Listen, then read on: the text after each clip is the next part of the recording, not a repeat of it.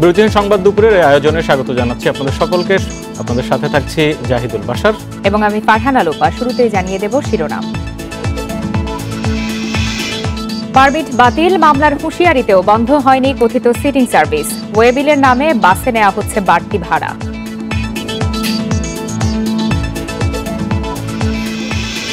পরিমণির বিরুদ্ধে মাদক মামলার অভিযোগ আমলে নিয়েছে আদালত। শুনানি 14 ডিসেম্বর।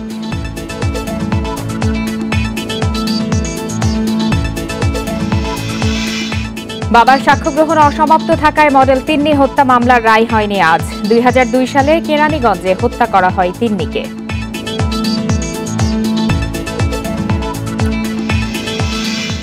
পার্বত্য চট্টগ্রাম ও সিলেট দিয়ে ঢুকছে ভারত মিয়ানমারের অবৈধ অস্ত্র, 4 কারবারি অস্ত্র সহ গ্রেপ্তার।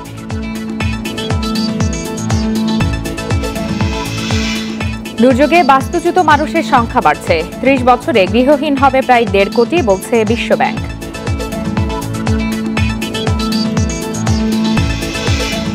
শিরোনামের পর এবার চলে যাচ্ছে বিস্তারিত খবরে।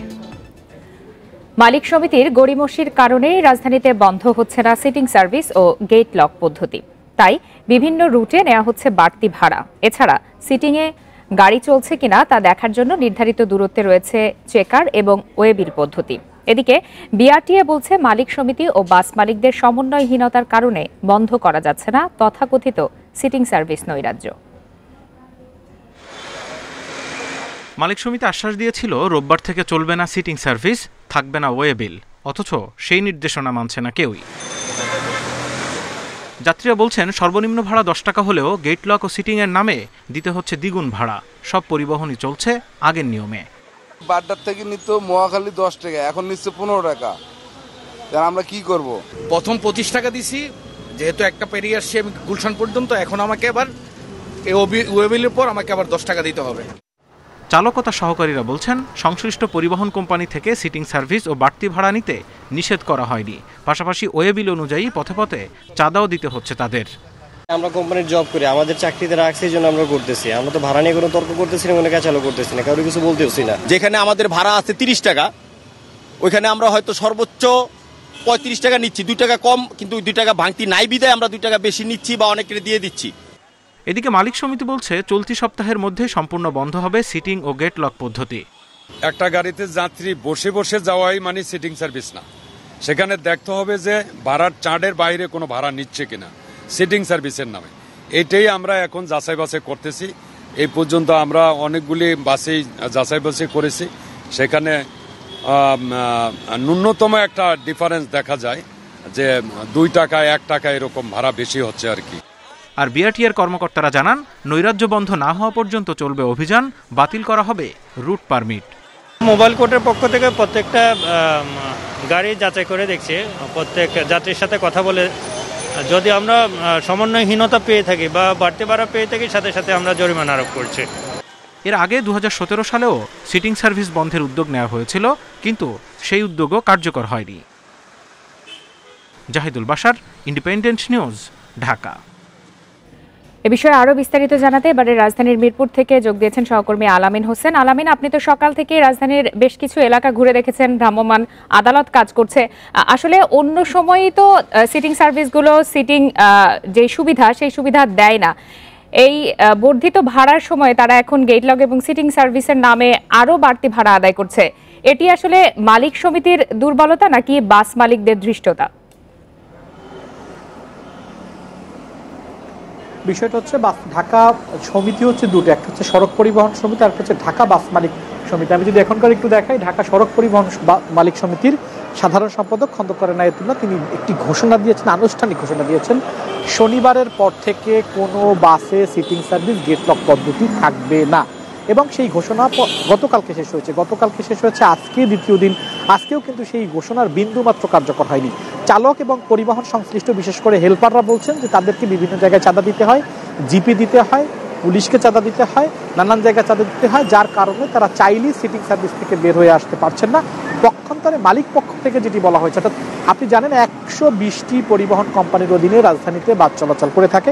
সেক্ষেত্রে প্রত্যেকটা, যেমন এই গাড়ির যিনি মালিক তিনি হচ্ছে একরকম, অর্থাৎ আপনি নিশ্চয়ই যেটি দেখতে পাচ্ছেন নিউ ভিশন, এর মালিক হয়তো একজন, এই নিউ ভিশনের মালিকের বক্তব্য যদি আমরা ধরি বা অন্য অসীম পরিবহনের বক্তব্য, কোনো একটি গাড়ির বক্তব্য যদি ধরি, তারা যেটি বলছেন, তারা চালক এবং চালকের সহকারীকে বলে দিয়েছেন যে ওয়ে বিলও থাকবে, পাশাপাশি সিটিং সার্ভিসও থাকবে, বাড়তি ভাড়াও নেবে। যার কারণে এই যে বাস মালিক এবং বাস মালিক সমিতির মধ্যে যে সমন্বয়হীনতা, সেই সমন্বয়হীনতার কারণে মূলত সিটিং সার্ভিস এবং গেট লক সার্ভিস যে পদ্ধতিটি রয়েছে কথিত তথাকথিত, সেটি বাতিল করা যাচ্ছে না। বিআরটি এর বক্তব্য যেটি, তারা নির্ধারিত ভাড়ার চেয়ে যে ভাড়া বেশি নিচ্ছেন তাদের বিরুদ্ধে ব্যবস্থা নিচ্ছে। আমরা মূলত এখন মিরপুরে ভ্রাম্যমাণ আদালত অর্থাৎ বাংলাদেশ রোড ট্রান্সপোর্ট অথরিটির যে 8 নম্বর, টোটাল সারা ঢাকাতে 9টি ভ্রাম্যমাণ আদালত পরিচালনা করছে বিআরটি, এর বাইরে পুলিশের 2টি, পাশাপাশি জেলা প্রশাসনের 2টি রয়েছে। এখানে এখন পর্যন্ত 6টি গাড়িকে আইনের আওতায় আনা হয়েছে, তার মধ্যে 17,000 টাকা জরিমানা করা হয়েছে। আরেকটি গাড়িকে এক পুলিশ কনস্টেবল ইশারা দিয়েছিলেন থামিয়ে, আমরা আগের বুলেটিনে যেমনটা দেখিয়েছি, তিনি আসলে সেই পুলিশ কনস্টেবলের গায়ের উপর উঠিয়ে দেওয়ার একটা চেষ্টা করেছেন এবং পরবর্তীতে তাকে 10 দিনের দণ্ড অর্থাৎ কারাদণ্ড দিয়েছে এখানকার নির্বাহী ম্যাজিস্ট্রেট। এখন কারণ হচ্ছে যে এই বিষয়গুলো নিয়ে যাত্রীরা একরকম বক্তব্য দিচ্ছেন, তারা বলছেন বাড়তি ভাড়া নেওয়া হচ্ছে, নির্ধারিত ভাড়ার চেয়েও বাড়তি ভাড়া দেওয়া হচ্ছে।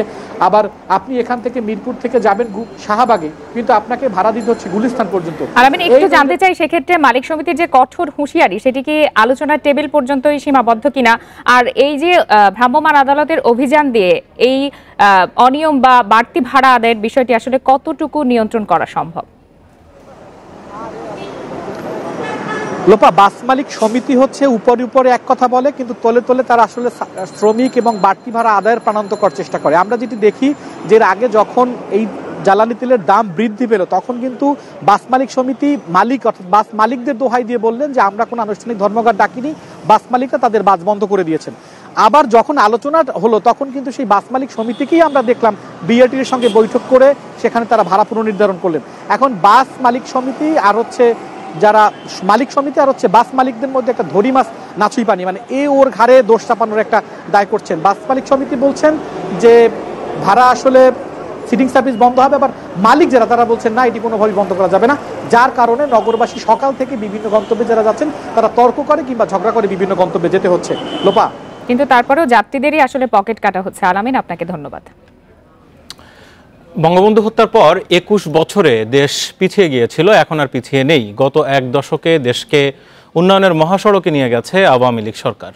দুপুরে একাদশ জাতীয় সংসদের 15তম অধিবেশনে ইউনেস্কো বঙ্গবন্ধুর নামে যে পুরস্কার প্রবর্তনের উপর ধন্যবাদ প্রস্তাবের আলোচনা হয়, সেখানে এইসব কথা বলেন প্রধানমন্ত্রী। প্রধানমন্ত্রী বলেন, ইউনেস্কো বঙ্গবন্ধুর নামে যে পুরস্কার প্রবর্তন হয়েছে তা দেশের জন্য গর্বের। তাল মিলিয়ে চলতে পারে সেইভাবেই আমরা পদক্ষেপ নিয়েছি। আজকে করোনা ভাইরাস মোকাবেলায় আমাদের যে সাফল্য, আজকে আন্তর্জাতিক স্বীকৃতি আমরা পেয়েছি। তবে আমি তো এটাও বলে এসেছি যে আমরা নিজেরা ভ্যাকসিন তৈরি করতে চাই। ভ্যাকসিন তৈরি করার যে বাধাগুলি আছে সেগুলি আপনাদের সরিয়ে দিতে হবে, এটা উন্মুক্ত করতে হবে। এটা জনগণের প্রাপ্য, জনগণের সম্পদ হিসেবে দিতে হবে, যেন সারা বিশ্বের কোনো মানুষ যেন এই ভ্যাকসিন থেকে দূরে না থাকতে পারে। আর আমাদেরকে সুযোগ দিলে আমরা উৎপাদন করব, আমরা বিশ্বে দিতে পারবো, সে সক্ষমতা আছে। এমনকি আমি জমিও নিয়ে রেখেছি। মডেল 3 হত্যা মামলার রায় হয়নি। বাবার সাক্ষ্য অসমাপ্ত, চাচার সাক্ষ্য দেবেন বলে আদালতকে জানিয়েছেন রাষ্ট্রপক্ষের আইনজীবী। আগামী 5 জানুয়ারি সাক্ষ্য গ্রহণের দিন নির্ধারণ করা হয়েছে। অতিরিক্ত জেলা ও দায়রা জজ আদালতের বিচারক কেশব রায়চৌধুরী এই আদেশ দেন। এর আগে 2 দফায় পেছানো হয় আলোচিত এই হত্যা মামলার রায়। 19 বছর আগে 2002 সালের নভেম্বর মাসে খুন হন তিন্নি। এর আগে তিন্নিকে তার স্বামী পিয়ারের সঙ্গে সম্পর্ক ছিন্ন করতে অভি বাধ্য করেন বলে অভিযোগ রয়েছে। এরপর বিয়ে করার জন্য অভিকে চাপ দেন তিন্নি। বিষয়টি জনসম্মুখে ফাঁস করে দেওয়ার হুমকিও দেন তিনি। 10 নভেম্বর রাতে মাথায় আঘাত করে তিন্নিকে হত্যা করা হয় বলে মামলার এজাহারে উল্লেখ করা হয়েছে। এরপর গুমের উদ্দেশ্যে বুড়িগঙ্গার 1 নম্বর চিনমৈত্রী সেতু থেকে ফেলে দেওয়া হয় মরদেহ।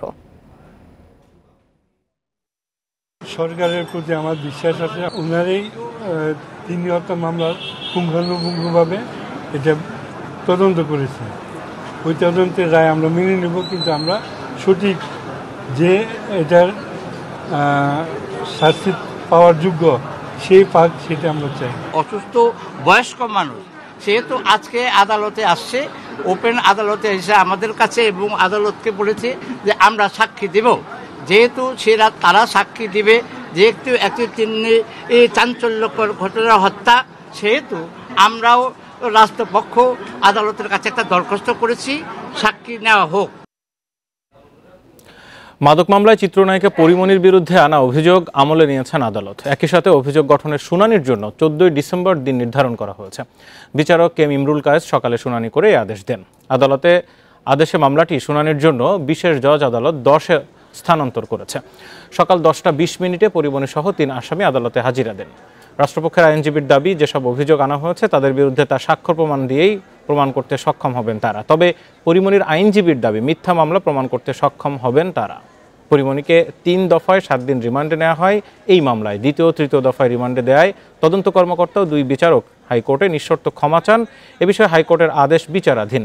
গত 4 আগস্ট বনানীর বাসা থেকে তাকে গ্রেপ্তার করা হয়।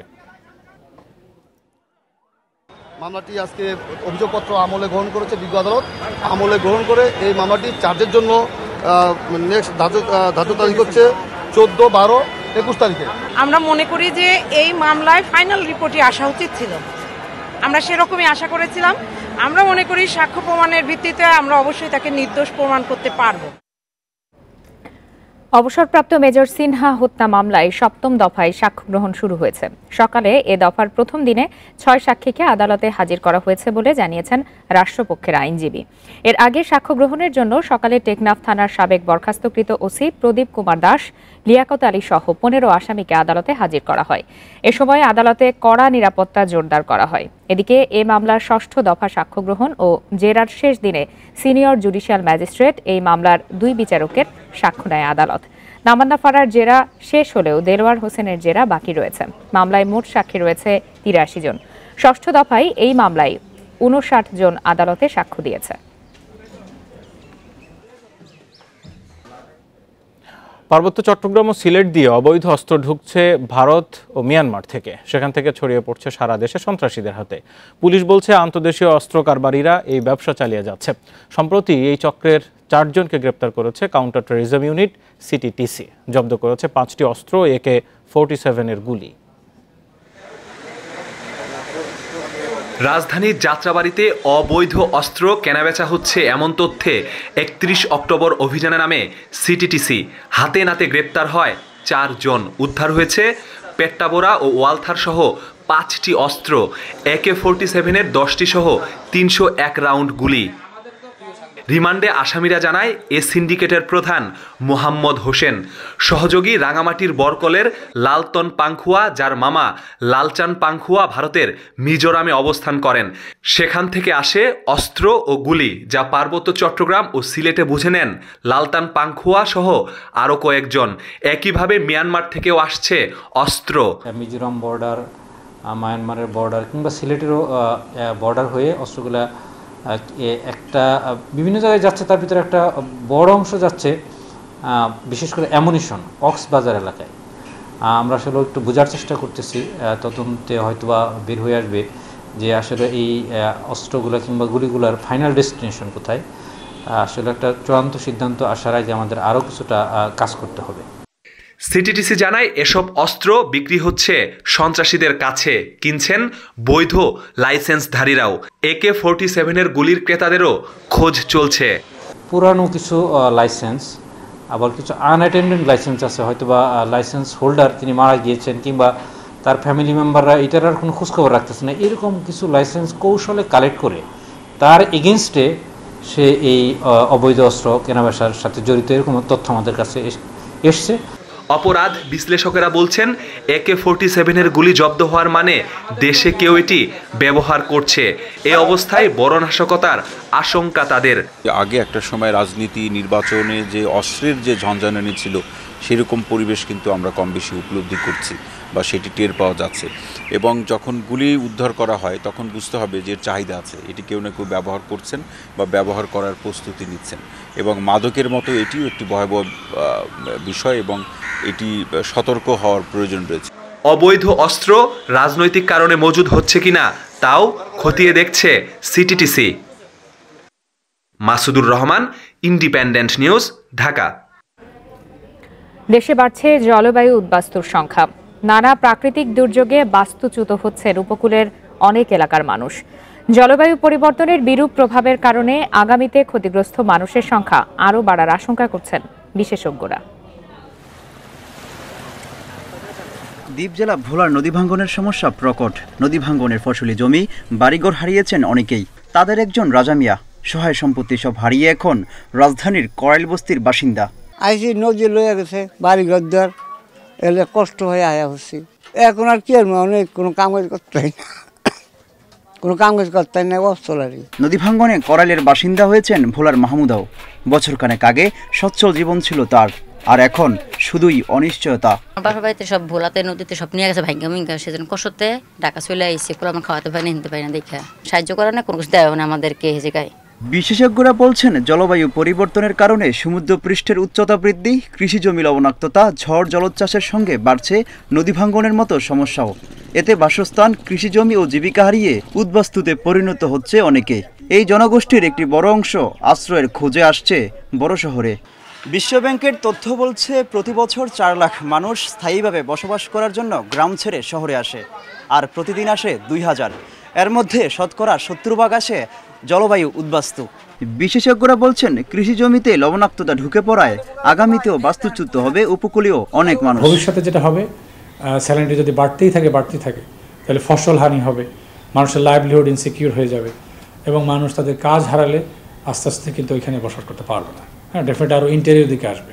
জলবায়ু উদ্বাস্তু বাড়ার কথা বলা হলেও পুনর্বাসন নিয়ে পরিকল্পনার অভাব দেখছেন বিশ্লেষকরা। জলবায়ু তহবিল থেকে সরকার যে টাকাগুলো দিচ্ছে তার বেশিটাই কিন্তু এই ভূমিহীন মানুষদের পুনর্বাসনে ব্যয় হচ্ছে না, বা জলবায়ু উদ্বাস্তু হয়ে যাবে বা হয়ে যাচ্ছে এমন মানুষদের কাজে ব্যয় হচ্ছে না।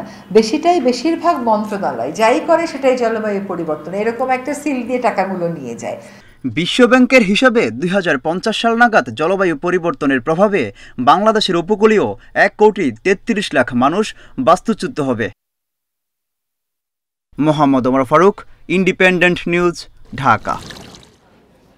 নভেম্বর এলেই তৈরি হয় প্রাকৃতিক দুর্যোগের আতঙ্ক। গত 50 বছরে এই মাসে অন্তত 10টি ঘূর্ণিঝড় আঘাত এনেছে। মারা গেছে কয়েক লাখ মানুষ, বিপুল ক্ষয়ক্ষতির শিকার হয়েছে উপকূলের বাসিন্দারা।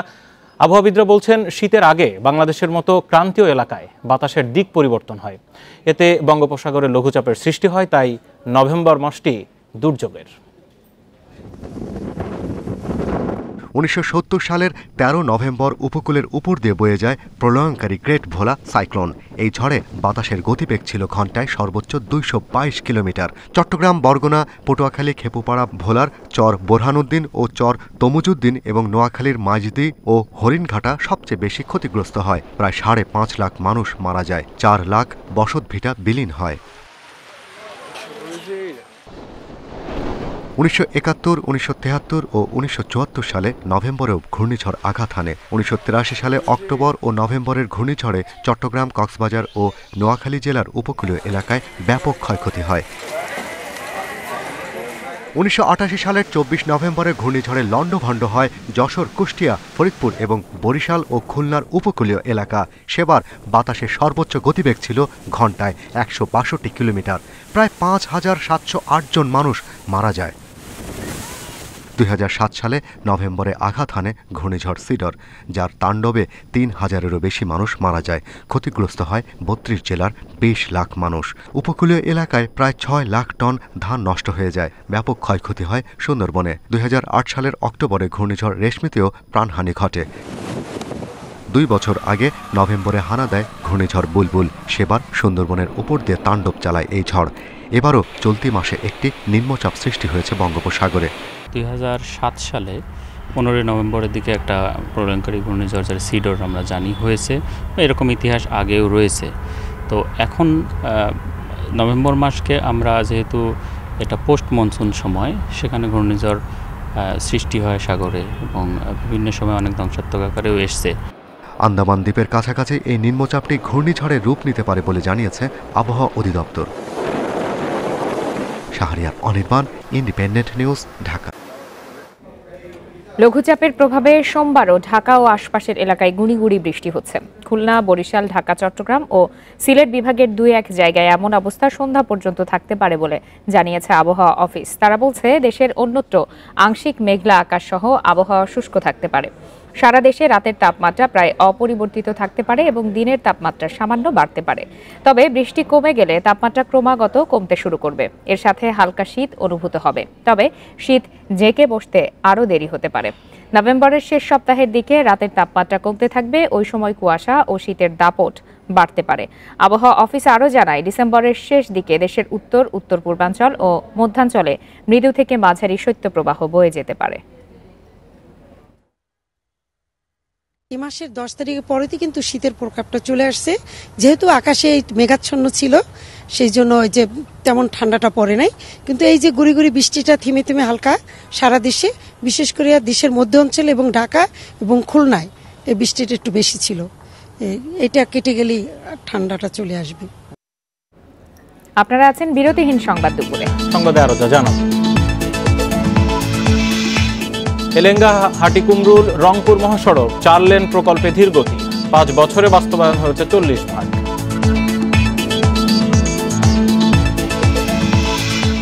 ধীরগতিতে চলছে এলেঙ্গা হাটিকুমরুল রংপুর মহাসড়ক 4 লেন প্রকল্পের কাজ।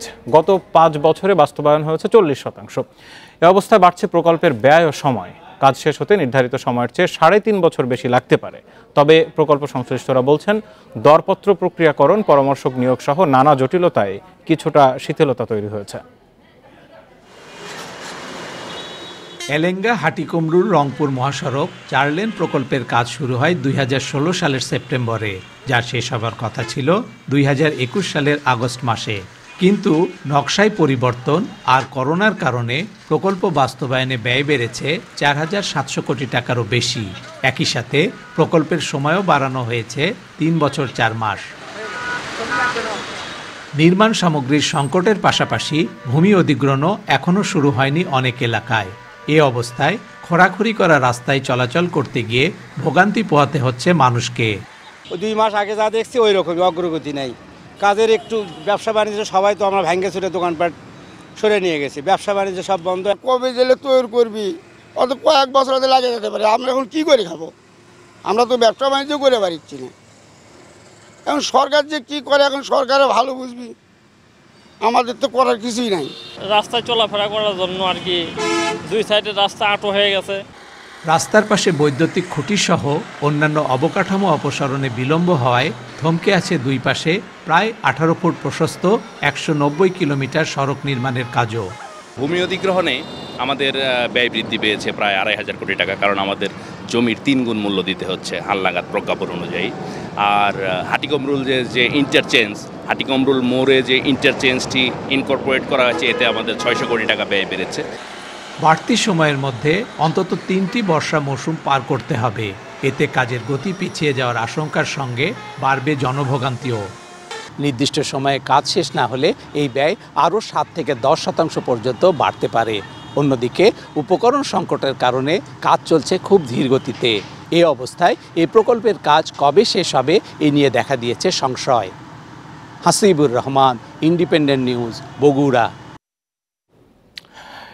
এলেঙ্গা হাটিকুমরুল রংপুর মহাসড়ক 4 লেন প্রকল্পের সর্বশেষ অবস্থা এবং সেখানকার যে মানুষের ভোগান্তি, সব বিষয় নিয়ে বিস্তারিত জানাতে এই মুহূর্তে আমাদের সাথে সরাসরি যুক্ত হচ্ছেন আমাদের উত্তরাঞ্চল প্রধান হাসিবুর রহমান। হাসিবুর রহমান, এই সড়ক দিয়ে মানে অসংখ্য মানুষ প্রতিদিন যাতায়াত করেন, আপনিও বেশ কয়েকবার গেছেন, এর আগেও বিভিন্ন গণমাধ্যমে এই প্রকল্পের ধীরগতি নিয়ে অসংখ্যবার প্রতিবেদন তৈরি করা হয়েছে। কাজের অগ্রগতি আসলে কি দিন দিন বাড়ছে নাকি আরও শিথিল হচ্ছে, আর এর ভোগান্তি আসলে কোন পর্যায়ে এখন ওখানকার?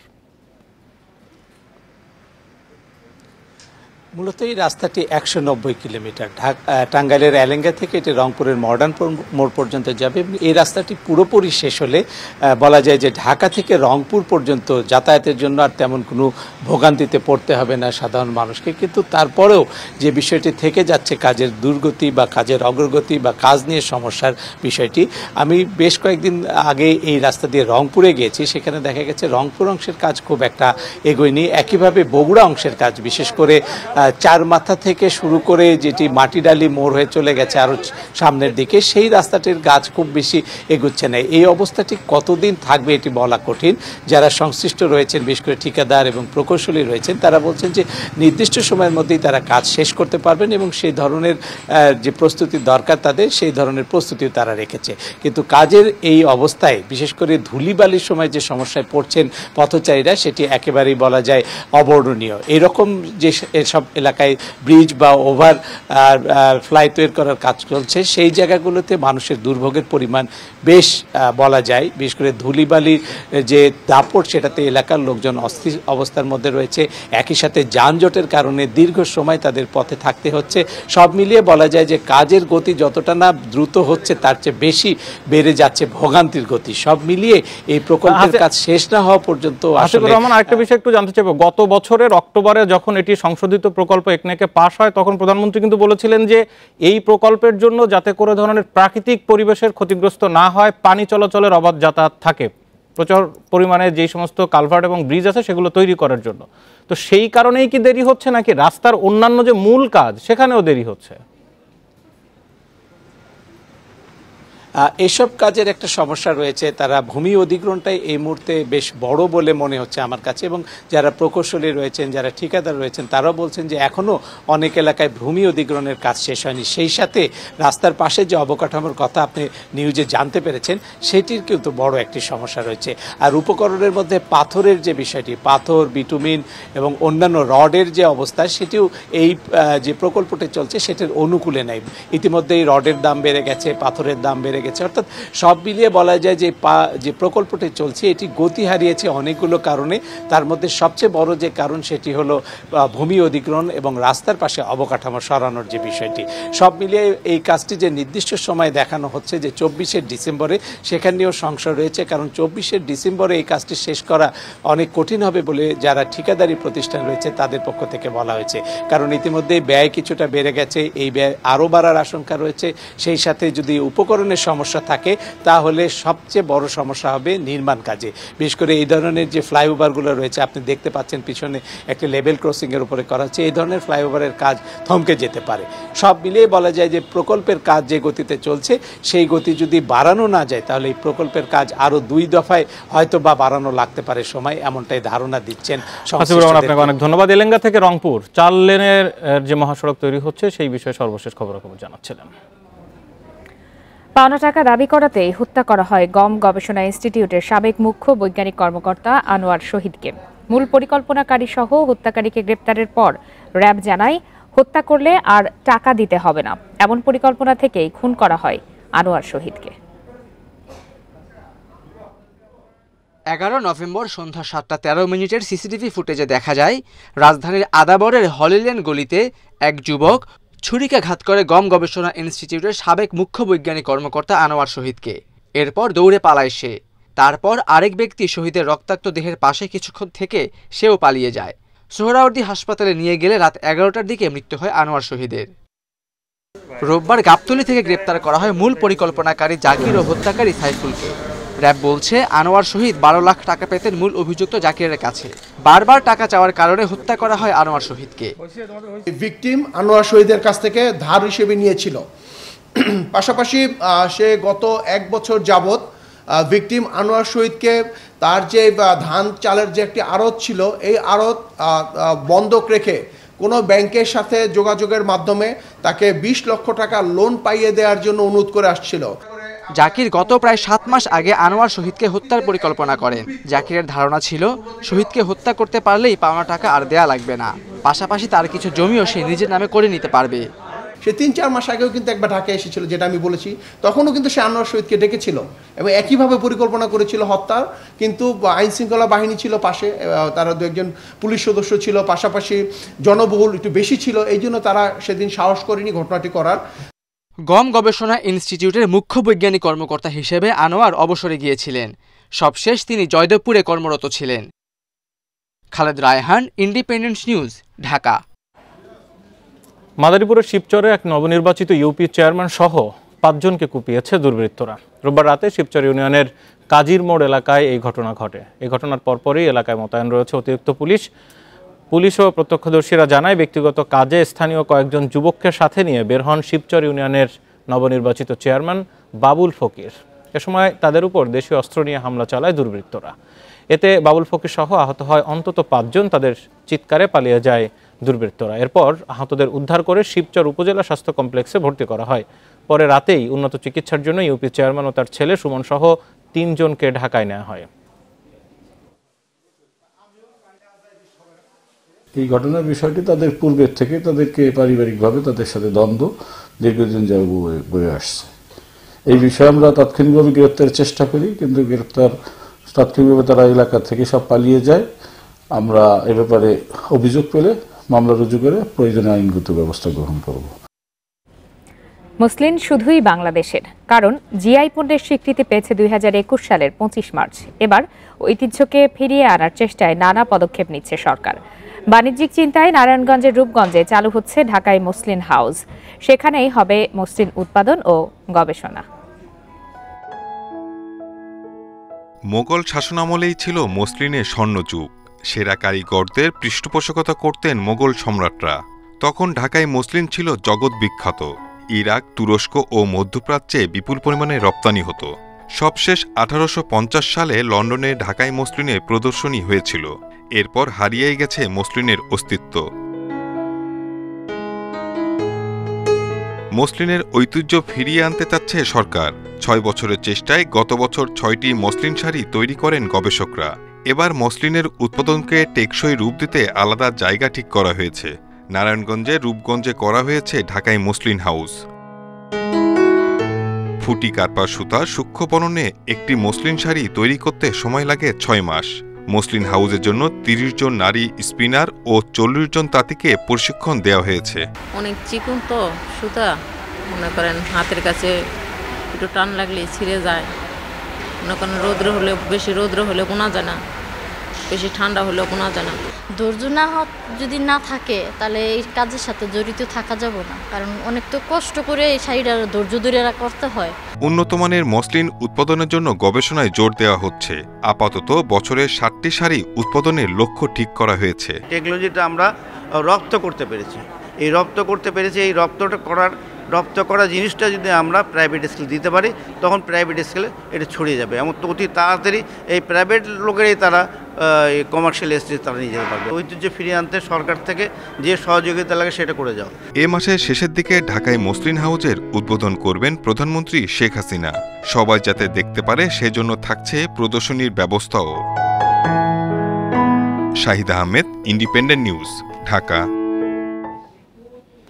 দেশে তৈরি হচ্ছে বিশ্বখ্যাত নানা প্রযুক্তি পণ্য। বছরে 50 লাখ হ্যান্ডসেট উৎপাদনের লক্ষ্য নিয়ে বঙ্গবন্ধু হাইটেক পার্কে এরই মধ্যে কাজ শুরু করেছে টেক জায়ান্ট নোকিয়া।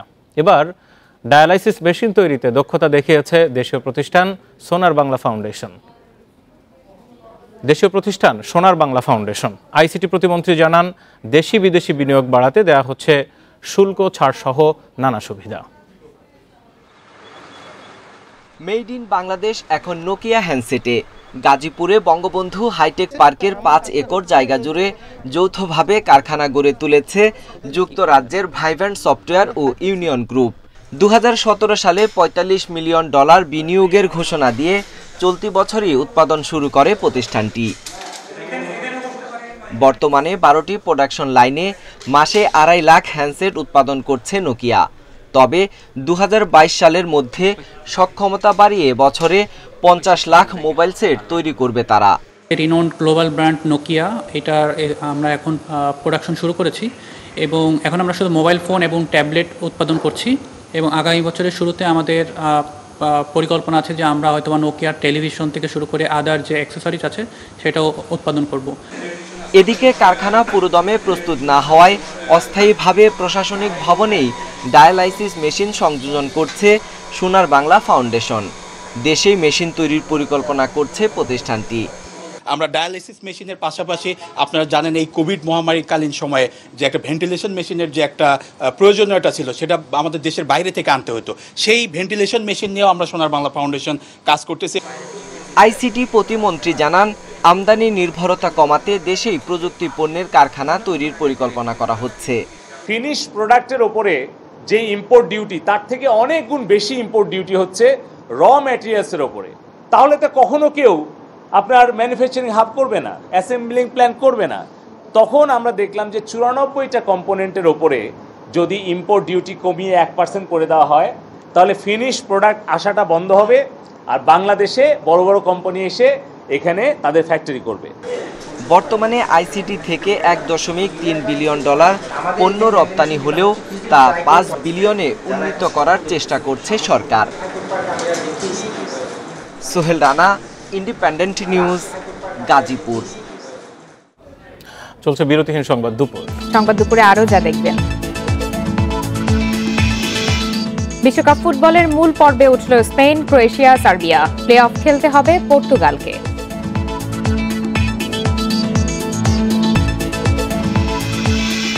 আজ বৈঠকে বসতে যাচ্ছেন মার্কিন প্রেসিডেন্ট জো বাইডেন এবং চীনের প্রেসিডেন্ট শি জিনপিং। ভার্চুয়ালি এই বৈঠক অনুষ্ঠিত হবে। বেইজিং ও ওয়াশিংটনের মধ্যে বিদ্যমান উত্তেজনা, প্রতিযোগিতা এবং সম্ভাব্য সহযোগিতার বিষয়ে এবার বৈঠকটিতে আলোচনা হতে পারে বলে ধারণা করা হচ্ছে। বিভিন্ন মার্কিন গণমাধ্যমে বলা হচ্ছে, সাইবার নিরাপত্তা, বাণিজ্য এবং পারমাণবিক শক্তি সংশ্লিষ্ট বিষয়গুলো নিয়ে এবার আলোচনা হতে পারে। হোয়াইট হাউসের প্রেস সেক্রেটারি জেন সাকি জানান, জো বাইডেন এবং শি জিনপিং এর মধ্যে প্রতিযোগিতামূলক ব্যবস্থার ক্ষেত্রে দুই দেশের দায়িত্বশীল আচরণ সহ সম্ভাব্য আগ্রহের বিষয়গুলো নিয়ে আলোচনা হতে পারে।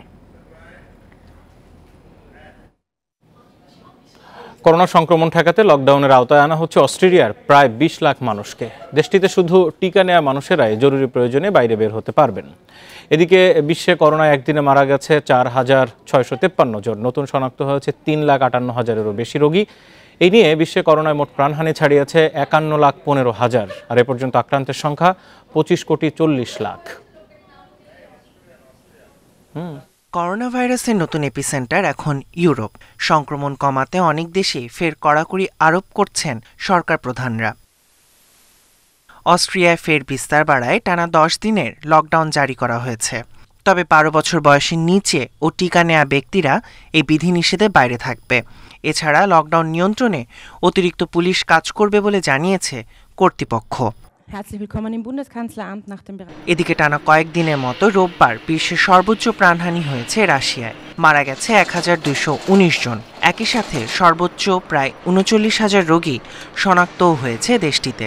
এক সপ্তাহে সংক্রমণ কমেছে 3%, তবে মৃত্যুর হার বেড়েছে 3 ভাগ। অস্ট্রেলিয়া 12 বছরের কম বয়সীদের টিকার আওতায় আনার পরিকল্পনা করছে। অস্ট্রেলিয়ার স্বাস্থ্যমন্ত্রী গ্রেগ হান্ট জানিয়েছেন, শিশুদের স্বাস্থ্য ও সুরক্ষা পর্যালোচনা করে তাদের টিকা দেওয়ার ব্যাপারে সিদ্ধান্ত নেওয়া হবে। এদিকে করোনা বিস্তার শূন্যে নামিয়ে আনতে চেষ্টা চালাচ্ছে চীনা সরকার। তবে দেশটির উত্তর পূর্ব শহর ডালিয়ানে সংক্রমণের হার সবচেয়ে বেশি। 24 ঘন্টায় চীনে শনাক্ত হয়েছে 89 জন রোগী। ভারতের মুম্বাইয়ে 18 বছরের বেশি বয়সী সবাইকে টিকার প্রথম ডোজ দেওয়া হয়েছে বলে জানিয়েছে সরকার। দেশটিতে একদিনে মৃত্যু হয়েছে 125 জনের, যা দেশটিতে মার্চের পর সর্বনিম্ন। এছাড়া একদিনে শনাক্ত হয়েছে 10,229 জন রোগী।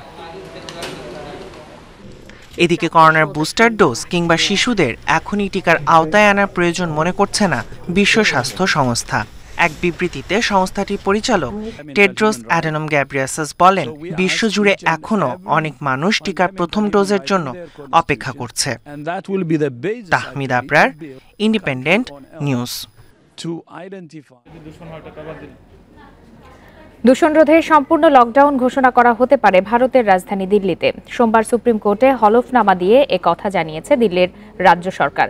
দিল্লির বাতাসে দূষণের মাত্রা কমাতে সরকারকে কড়া পদক্ষেপ নিতে বলেছিল সুপ্রিম কোর্ট। তারপরই সোমবার এই হলফনামা দেওয়া হয়। এতে বলা হয়েছে, স্থানীয় পর্যায়ে দূষণের মাত্রা কমাতে সম্পূর্ণ লকডাউনের মতো কঠোর পদক্ষেপ নিতে প্রস্তুত দিল্লি। তবে এই উদ্যোগ তখনই সম্পূর্ণ গ্রহণযোগ্য হবে যখন রাজধানী এবং তার পার্শ্ববর্তী রাজ্যগুলোতেও একই পদক্ষেপ নেওয়া হবে। এদিকে ভয়াবহ মাত্রায় বায়ু দূষণের কারণে স্কুল বন্ধের ঘোষণা দিয়েছে হরিয়ানা রাজ্য সরকার। বুধবার পর্যন্ত রাজ্যটির 4 জেলার সব স্কুল বন্ধ রাখার নির্দেশ দেওয়া হয়েছে। স্কুল না খোলার পাশাপাশি নির্মাণ কাজ বন্ধ এবং খড় ও বর্জ্য আবর্জনা পোড়ানোয় নিষেধাজ্ঞা জারি করা হয়েছে। দিল্লির মতোই সরকারি ও বেসরকারি কর্মকর্তাদের ঘরে থেকে কাজ করার পরামর্শ দেওয়া হয়েছে। বৈশ্বিক তাপমাত্রা বৃদ্ধি এবং জলবায়ু পরিবর্তনের নেতিবাচক প্রভাবে পরিবর্তন আসছে পাখির আকারে। কোনো কোনো পাখির দেহ ছোট হচ্ছে, কোনোটার আবার বড় হচ্ছে পাখা। মূলত তাপমাত্রা পরিবর্তনের সাথে খাপ খাওয়াতে গিয়েই পাখিদের গঠনগত পরিবর্তন হচ্ছে, এমনটাই উঠে এসেছে ইকোলজি লেটার্স জার্নালে। জলবায়ু পরিবর্তনের নেতিবাচক প্রভাব পড়ছে প্রকৃতির সব স্থানে। টানা কয়েক দশক ধরে তাপমাত্রা বৃদ্ধি এবং শুকনো রুক্ষ আবহাওয়ার কারণে এবার ছোট হয়ে আসছে পাখির আকার। পৃথিবীর ফুসফুস খ্যাত বনাঞ্চল আমাজনের অনেক পাখির দেহ ছোট হয়ে ডানা বড় হয়েছে। 40 বছর ধরে আমাজনের 77 ধরনের 15,000-এর বেশি পাখির নমুনা সংগ্রহ করে এই তথ্য পেয়েছেন গবেষকরা। গবেষকরা বলছেন প্রায় সব পাখির ওজন প্রতি দশকে গড়ে 2% কমেছে।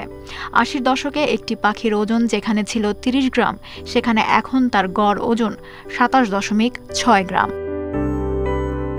ডানা বড় হলে গরম পরিবেশে পাখির পরিশ্রম বেশি হয়, তবে শরীর ছোট হলে তা হয় না। শক্তি কম খরচ হওয়ায় তাদের শরীর তুলনামূলক ঠান্ডা থাকে। বিশ্বের তাপমাত্রা বৃদ্ধি পাওয়ায় প্রাকৃতিকভাবেই পাখির আকার ছোট হয়ে আসছে বলে মত বিজ্ঞানীদের। গবেষণায় দেখা গেছে বনের উঁচু গাছ যেখানে তাপ বেশি, সেখানে বসবাসরত পাখিদের দেহে বেশি পরিবর্তন হয়েছে। গবেষকরা বলছেন তাপমাত্রা বেড়ে যাওয়া এবং মানুষের উন্নয়ন কর্মকাণ্ডের কারণে পাখিদের খাবারের উৎস কমে আসছে। পৃথিবীর আবহাওয়ায় ব্যাপক পরিবর্তন ঘটায় এর সাথে খাপ খাওয়াতে শুধু পাখি নয়, অন্যান্য প্রাণীর দেহেও পরিবর্তন আসছে বলে জানিয়েছেন বিজ্ঞানীরা। Lutfa Fouzia, independent news. বাংলাদেশের বিপক্ষে 3 ম্যাচ টি-20 সিরিজ সামনে রেখে অনুশীলন করেছে পাকিস্তান ক্রিকেট দল। মিরপুরে সকাল 10:30 থেকে শুরু হয় মেন ইন গ্রিনের প্রস্তুতি। ব্যাটিং বোলিংয়ে নিজেদের ঝালিয়ে নিয়েছেন ক্রিকেটাররা। স্পিন বান্ধব উইকেটের জন্য প্রস্তুত হচ্ছেন শাদাব খানরা। ফিল্ডিংয়েও ঘাম ঝরিয়েছে পাকিস্তান দল। 19 নভেম্বর শুরু টি-20 সিরিজ। বিরতি ছাড়াই হবে দ্বিতীয় টি-20। সিরিজের শেষ ম্যাচ 22 নভেম্বর। সীমিত ওভারের সবগুলো ম্যাচই হবে মিরপুরে। একমাত্র টেস্ট শুরু 26 নভেম্বর চট্টগ্রামে। কাতার বিশ্বকাপের ইউরোপীয় অঞ্চলের বাছাই পর্ব প্রায় শেষ দিকে। রোববার রাতে পর্তুগালকে হারিয়ে মূল পর্বে উঠেছে সার্বিয়া। সবার আগে টিকিট কেটেছে জার্মানি। মূল পর্ব নিশ্চিত হয়েছে ফ্রান্স, বেলজিয়াম, স্পেন, ক্রোয়েশিয়া ও ডেনমার্কের। শীঘ্রই জানা যাবে পর্তুগাল সহ কাদেরকে প্লে অফের পথে হাঁটতে হবে। বিশ্বকাপের মূল পর্ব নিশ্চিতে পর্তুগালের সমীকরণটা সহজ ছিল। ড্র করলে সরাসরি খেলার সুযোগ পেত তারা। তবে সার্বিয়ার শেষ মিনিটের গোলে মুহূর্তেই থমকে যায় লিসবনের সমর্থকদের উল্লাস।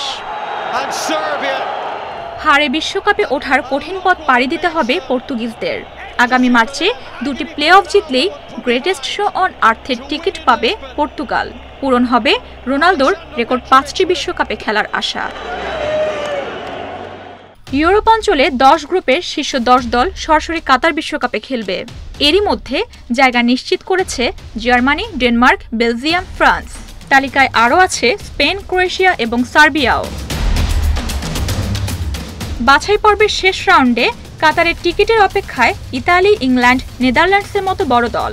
সান মেরিনোর সাথে ড্র করলেই ব্রিটিশরা চলে যাবে মূল পর্বে। তবে সি গ্রুপে ইতালি ও সুইজারল্যান্ডের হিসেব একটু জটিল। দুই দলেরই পয়েন্ট সমান 15 হলেও গোল ব্যবধানে এগিয়ে ইতালি। তারপরও নর্দার্ন আয়ারল্যান্ডের বিপক্ষে জয়ের বিকল্প নেই আজদুরিদের। আর বুলগেরিয়াকে বড় ব্যবধানে হারালে সুইসদের সুযোগ রয়েছে মূল পর্বে যাওয়ার। জি গ্রুপের শীর্ষ 3 দলের ভাগ্য ঝুলছে শেষ ম্যাচের উপর। নরওয়ের বিপক্ষে 1 পয়েন্ট প্রয়োজন শীর্ষে থাকা নেদারল্যান্ডসের। দ্বিতীয় ও তৃতীয় স্থানে থাকা তুরস্ক ও নরওয়ের পয়েন্ট সমান 18। 10টি গ্রুপের রানার্স আপ ও নেশনস লিগের সেরা 2 দল সহ 12 দল খেলবে প্লে অফে। তাদেরকে ভাগ করা হবে 3টি গ্রুপে। প্রতিটি গ্রুপের সেরা দল সুযোগ পাবে কাতার বিশ্বকাপে খেলার। Roksana Afroz, Independent news. বিশ্বকাপ বাছাইয়ে আজ আলাদা ম্যাচে নামবে ইতালি ও সুইজারল্যান্ড। মূল পর্বে যাওয়ার লড়াইয়ে দুই দলের জন্যই গুরুত্বপূর্ণ আজকের ম্যাচ। খেলা শুরু রাত 1:45টায়। শেষ ম্যাচে সুইজারল্যান্ডের সাথে ড্রতে কঠিন হয়েছে ইতালির বিশ্বকাপ যাত্রা। নর্দার্ন আয়ারল্যান্ডের বিপক্ষে আজুরিদের কেবল জিতলেই হবে না, অপেক্ষায় থাকতে হবে সুইজারল্যান্ড বুলগেরিয়া ম্যাচের দিকেও। কারণ সি গ্রুপের সমান 15 পয়েন্ট নিয়ে মূল পর্বের অপেক্ষায় রয়েছে সুইসরাও, যদিও গোল ব্যবধানে এগিয়ে রয়েছে মানচিনির দল। কঠিন লড়াইয়ের আগে দলে নেই পেলেগ্রিনি, ভেরাতি। আক্রমণে ভরসা কিয়েসা, ইনসিনিয়ে। আরেক ম্যাচে সান ম্যারিনোর বিপক্ষে 1 পয়েন্ট পেলে নিশ্চিত ইংল্যান্ডের কাতার বিশ্বকাপ। 2-এ থাকা পোল্যান্ডের চেয়ে 3 পয়েন্ট এগিয়ে থ্রি লায়ন্স। ফাইনালে ওয়ার্নার মার্শ বীরত্ব দেখেছে ক্রিকেট বিশ্ব। 77 রানে অপরাজিত ইনিংস খেলে মিচেল মার্শ হয়েছেন ম্যান অব দ্য ফাইনাল। আর টুর্নামেন্ট জুড়ে 289 রান করে অস্ট্রেলিয়ার শিরোপায় বড় অবদান রাখায় টুর্নামেন্ট সেরা ডেভিড ওয়ার্নার। অধরা ট্রফি হাতে উঠেছে। বাকি দুই ফরম্যাটে অজিরা শাসন করছে দীর্ঘদিন। এবার ছোট সংস্করণেও সিংহাসনে অস্ট্রেলিয়া। অজিদের সাফল্য গাথায় নায়ক অনেকেই, তবে মহানায়ক দুজন, ওয়ার্নার, মার্শ। ফাইনালে অমন দুই ইনিংসেই তো জয় ধরা দিয়েছে। শুরুতেই ফিঞ্চকে হারিয়ে বিপদ উকি দিয়েছিল। ধীর গতির উইকেটে রানের পেছনে ছোটা কঠিন। ওয়ার্নার, মার্শ ধৈর্য ধরেই এগিয়েছেন। 34 বলে ওয়ার্নারের 50, আসরের তৃতীয়। টুর্নামেন্টে 7 ইনিংসে 48 গড়ে 289 রান। কেবল বাবর আজম 303 রান নিয়ে ওয়ার্নারের উপরে। তবে দলকে শিরোপা এনে দেয়া ওয়ার্নার সব বিবেচনায় টুর্নামেন্টের সেরা। বেসিক খেলার চেষ্টা করেছি, নার্ভ ধরে রেখে কঠিন সময় পার করতে হয়েছে। সবাই দারুণ সাহায্য করেছে। শিরোপা পেতে সবার অবদান অসামান্য। ফ্র্যাঞ্চাইজি ক্রিকেটে মিচেল মার্শ দুর্দান্ত। অপবাদ ছিল জাতীয় দলে ততটা সফল নন। সমালোচনার জবাব দিতে ফাইনালকেই বেছে নিলেন। 50 বলে 77 রানের ইনিংস। অস্ট্রেলিয়াও জিতেছে হেসে খেলে। কোনো শব্দ খুঁজে পাচ্ছি না। কয়েকদিন আগেই কোচিং স্টাফ আমাকে জানালো 3 নম্বরে ব্যাট করতে হবে। আমি খুশি যে সফল হতে পেরেছি। ফাইনালে রান করতে পেরে, শিরোপা জিততে পেরে অবিশ্বাস্য লাগছে। ব্যাট হাতে সফল না হলেও যোগ্য নেতৃত্বে শেষ হাসি অ্যারন ফিঞ্চের। এটা অনেক বড় পাওয়া। আমাদের সেরাটা দেওয়ার প্রয়োজন ছিল এবং আমরা দিতে পেরেছি। 1 বছর পরই নিজ দেশে বিশ্বকাপ। ততদিন এই ট্রফি আর বিশ্ব চ্যাম্পিয়নের তকমা ওয়ার্নার, মার্শ, ফিঞ্চদের। Abidur Rahman, Independent News. পুরো টুর্নামেন্টে ভালো খেলেও আবারও ফাইনালে ভরাডুবি নিউজিল্যান্ডের। নিজেদের কাজটা ঠিকভাবে করতে না পারাকে লজ্জার বলছেন কিউই অধিনায়ক উইলিয়ামসন। অন্যদিকে টি-20 বিশ্বকাপের প্রথম শিরোপা জয়ের পুরো কৃতিত্ব সতীর্থদের দিয়েছেন অজি অধিনায়ক ফিঞ্চ। তীরে এসে তড়িডোবা, স্বপ্নভঙ্গ কিংবা হৃদয় রক্তক্ষরণ, কোনো শব্দগুচ্ছই যেন নিউজিল্যান্ডের হতাশা প্রকাশের জন্য যথেষ্ট নয়। টানা 3টি বৈশ্বিক আসরের ফাইনালে হার কিউইদের। অধরা ট্রফির জন্য বুক চিতিয়ে লড়েছে কেন উইলিয়ামসনের দল। তারপরও আরও একটি ফাইনালে হারার দায় কার? দুবাইয়ে টস বড় ব্যবধান গড়লেও অস্ট্রেলিয়াকে কৃতিত্ব দিতে ভুল করেননি উইলিয়ামসন। পুরো টুর্নামেন্টে আমরা যেভাবে খেলেছি তার জন্য ছেলেদের নিয়ে আমি গর্বিত। সবাই দায়বদ্ধ ছিল কিছু করে দেখানোর জন্য, কিন্তু হয়নি। নিজেদের কাজটা ঠিকমতো করতে না পারা লজ্জার। অস্ট্রেলিয়াকে কৃতিত্ব না দিয়ে উপায় নেই। ওয়ানডেতে 5 বারের বিশ্ব চ্যাম্পিয়ন অস্ট্রেলিয়া, তবে টি-20তে স্বর্ণালী সাফল্য অধরাই ছিল। 14 বছর পর অবশেষে মিলল বিশ্বসেরার খেতাব। এই জয় অস্ট্রেলিয়ার ক্রিকেট ইতিহাসে অন্যতম বড় প্রাপ্তি। টুর্নামেন্টে আমাদের জন্য টার্নিং পয়েন্ট ছিল বাংলাদেশের বিপক্ষে জয়। দলগত পারফরমেন্স ছাড়া এই সাফল্য অর্জন সম্ভব ছিল না। টুর্নামেন্ট শুরুর আগেই সতীর্থদের উপর আস্থা ছিল অ্যারন ফিঞ্চের। প্রাপ্তির খাতায় যা যোগ হয়েছে তার পুরোটাই তাই তাদেরকেই দিলেন অজি অধিনায়ক। আমি জানতাম ওয়ার্নারই হবে টুর্নামেন্ট সেরা। সত্যি বলতে আমি কোচকে আগেই বলে রেখেছিলাম। তবে আমার মতে এই বিশ্বকাপের সেরা জাম্পা। ঠিক সময়ে উইকেট তুলে বারবারই ম্যাচের মোড় ঘুরিয়ে দিয়েছে সে। আরব আমিরাতের কঠিন কন্ডিশনেও বিশ্বজয় করেছে অস্ট্রেলিয়া। আগামী বছর ঘরের মাঠে টি-20-র আসর। সে পর্যন্ত ট্রফি জয়ের আনন্দেই থাকবে সর্বজয়ী Australia. Roksana Afroz, Independent News. ফুরিয়েছে 14 বছরের অপেক্ষা। প্রথমবার টি-20 বিশ্বকাপ জয়ে উচ্ছ্বসিত অস্ট্রেলিয়ার সমর্থকেরা। অন্যদিকে বিশ্বমঞ্চে টানা তৃতীয় ফাইনাল হারের হতাশা ছুঁয়ে গেছে নিউজিল্যান্ডকে। ম্যাচ শেষে অনুভূতির কথা জানিয়েছেন দুই দলের সমর্থকরা। তখনও ম্যাচ শেষ হয়নি, তবে ভাগ্য নির্ধারণ হয়ে গেছে আগেই। ওয়ার্নার মার্শের দুর্দান্ত ব্যাটিংয়ে পরাজয় ছিল সময়ের অপেক্ষা। তাই তো গ্যালারি থেকে অনেক আগে বের হতে শুরু করেছিল নিউজিল্যান্ডের সমর্থকেরা। এর আগে 2 বিশ্বকাপের ফাইনালে হারার পর উইলিয়ামসনের হাতে একটা বিশ্বকাপ দেখতে চেয়েছেন সমর্থকেরা। তা হয়নি, হতাশা বেড়েছে কয়েক গুণ। তবে সমর্থকেরা মাথা উঁচু করেই বাড়ি ফিরেছেন। নিউজিল্যান্ডের জন্য খারাপ লাগছে, ওরা ফাইনালে উঠে আর হেরে যায়, কিন্তু তারা দারুণ খেলেছে। নিউজিল্যান্ড তাদের সেরা টুর্নামেন্ট খেলেছে, কিন্তু শিরোপা জিততে পারেনি। খুব দ্রুতই তারা ফিরে আসবে, এটাই প্রত্যাশা থাকবে। দুবাইয়ের মাঠে দুই দলের সমর্থকের আনাগোনা ছিল কম। যারা এসেছেন তারা উদযাপন করেছেন অস্ট্রেলিয়ার প্রথম শিরোপা জয়। আসর শুরুর দিকে তাদেরও নাকি বিশ্বাস ছিল না এই দলটা বিশ্বকাপ জিতবে। সময়ের সাথে ধারণা বদলেছে, বিশ্বকাপটা হাতে এসেছে। দারুণ লাগছে, আমরা অসাধারণ খেলেছি। টি-20তেও আমরা সেরা দল। টানা 2 বিশ্বকাপ জিতলে দুর্দান্ত হবে। সামনের বছর টি-20 বিশ্বকাপ অস্ট্রেলিয়াতে। কঠিন কন্ডিশনে এমন সাফল্য উজ্জীবিত করছে ফিঞ্চদের। তাই তো টানা বিশ্বকাপ জয়ের স্বপ্ন দেখতে শুরু করেছে অজি সমর্থকেরা। মাঝারুল ইসলাম, ইন্ডিপেন্ডেন্ট নিউজ, দুবাই, সংযুক্ত আরব আমিরাত। সংবাদ দুপুরের বিরতিহীন আয়োজন আজ পর্যন্ত। ইন্ডিপেন্ডেন্ট টেলিভিশনের সব খবরের আরো বিস্তারিত জানতে চোখ রাখুন ফেসবুক, ইউটিউব বা টুইটারে। এতক্ষণ সাথে থাকার জন্য সবাইকে ধন্যবাদ।